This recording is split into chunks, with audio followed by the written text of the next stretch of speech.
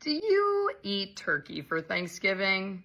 Does that turkey come from the grocery store or maybe raised by a local producer and the meat comes from a large broad-breasted white bird? If so, I have an interesting fact that many consumers don't know, but it is pretty interesting and something that most people are not aware of. Today's agricultural fact for Friday, November 15th. Today's large-scale farm-raised turkeys for Thanksgiving are produced through artificial insemination. The broad-breasted white is the type of bird commonly sold in grocery store chains, in addition to some small-scale producers also raising them. And they are too large and heavy to mate naturally with each other. So the breeding farms must conduct artificial insemination. Unlike AI and other species, they do not usually freeze and store the sperm in liquid nitrogen. It is most commonly extracted fresh on the farm and then deposited into that hen a few moments later. Typically, I would do this next week, but I needed a little bit of extra time after coming back from my 2-day trip absence of school, catching up on some things. So I asked my Intro to Ag kids if they would be interested in watching the Dirty Jobs artificial insemination episode on turkey production, and they said yes. And honestly, they didn't complain at all. They thought it was fascinating, which usually there are a few kids that are like, oh my God, I can't watch this is disgusting. So if you've never seen it before, it is very educational.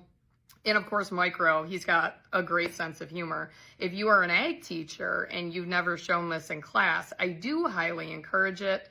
Some years I will show it in every single class that I teach, except for my ag mechanics class, because those kids usually don't care.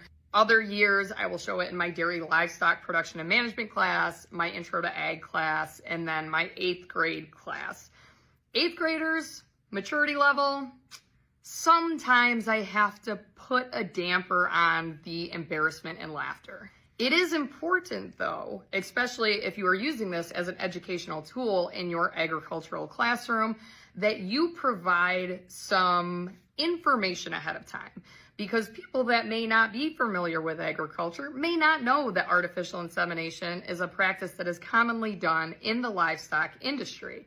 And if they see this without having any sort of pre-explanation, they may think that all of those involved in agriculture are sick and twisted individuals. But there is a reason and a purpose, and obviously when it comes to the broad-breasted white turkey, it produces the largest amount of white meat, which on holidays like Thanksgiving or Christmas is usually the most desired type of meat that comes off of that bird. Now, don't get me wrong.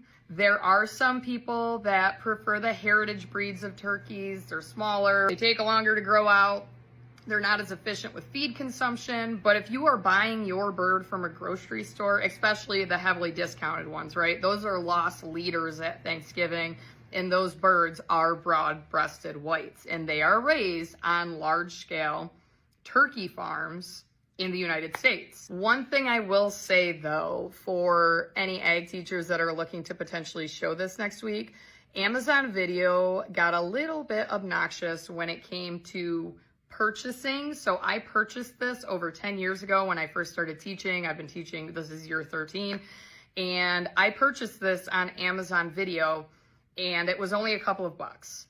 Now when you go onto Amazon Video and you look up Dirty Jobs as a season, or you look up the entire show and it has the drop-down menu of all of the seasons, you don't have the option to purchase a season or specifically an episode anymore. It asks you to get a subscription to Max.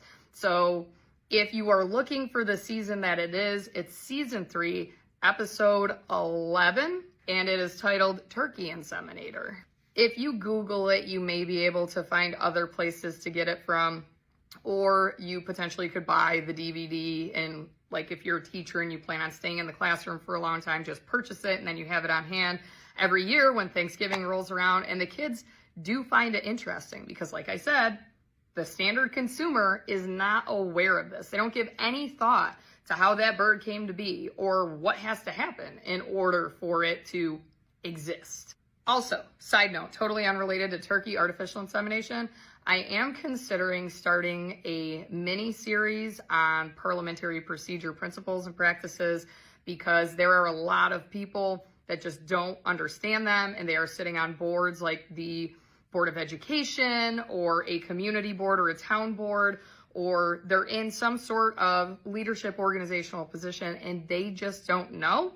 This is something that I teach so many times over the course of the year. I incorporate it into my Intro to Ag class every single year, and I always touch base on that with my 8th grade Ag and Natural Resources class, because there is a contest in FFA that is, it's called Conduct of Chapter Meeting, and it's like a mini version of parliamentary procedure, but it goes through what a second is, why you need it, what is the main motion, what type of votes you need, why some votes are not always majority votes and they're 2/3 votes. So I may consider that. If you may be interested in learning more about parliamentary procedure and how to properly run a meeting, comment on this so that I know that there's a demand for it, because I don't want to just be making these videos for them to fall on deaf ears and nobody actually wanting to learn anything from them.